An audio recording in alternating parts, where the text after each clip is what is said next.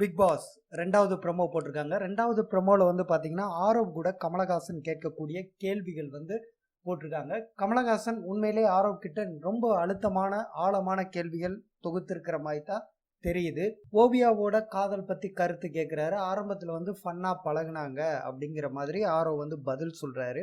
அதைத் தொடர்ந்து அவங்க வெளியே போகணும் அப்படிங்கிற மன அழுத்தத்துக்கு நீங்க காரணம் அப்படின்னு நீங்க தோணலையா உங்களுக்கு அப்படிங்கிற கேள்வியை கமல் முன்வைக்கிறாரு.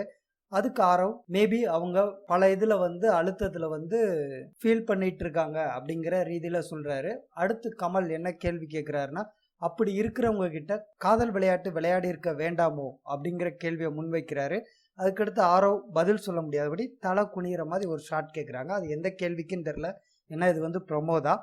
அதுக்கடுத்த கேள்வியில வந்து பாத்தீங்கன்னா, ஓவியா வந்து கொடுத்ததை திருப்பி கொடுங்கன்னு கேட்டாங்க. எல்லாத்தையும் திருப்பி கொடுத்துட்டீங்களா அப்படிங்கிற கேள்வியை கமல் ரொம்ப வந்து வெளிப்படையா முன் வச்சிருக்காரு. இதற்கு எல்லாம் ஆரவ் என்ன பதில் சொன்னாரு அப்படிங்கிறத பார்க்கணும். ப்ரொமோல பார்க்குறப்ப ஆரவுக்கு வந்து தன்னாலதான் ஓவியா வெளியே போயிருக்காங்க, தான் தான் மன அழுத்தத்துக்கு காரணமா இருந்தோம் அப்படிங்கிற ஒரு விஷயத்த உணரல அப்படிங்கிற மாதிரி தான் தெரியுது. ஓவியா வெளியே போனதுக்கு அப்புறமே ஆரவோட பிஹேவியர் வந்து ரிலாக்ஸா தான் இருந்துச்சு அப்படிங்கிறது நம்ம எல்லாருக்குமே தெரியும். அதே மாதிரி தான் இங்கேயும் வந்து அவர் ரிலாக்ஸா பேச ஆரம்பிச்சாரு. ஆனா கமல் அடுத்தடுத்த கேள்விகள்ல அவரை கொஞ்சம் தடுமாற வச்சது மாதிரி இந்த ப்ரொமோல தெரியுது.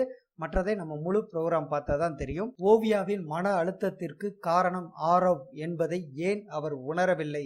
இந்த கேள்விக்கான விடை வந்து இன்று நாம் இரவு தெரிந்து கொள்ளலாம் என்று நம்பலாம். மீண்டும் சந்திப்போம். நன்றி.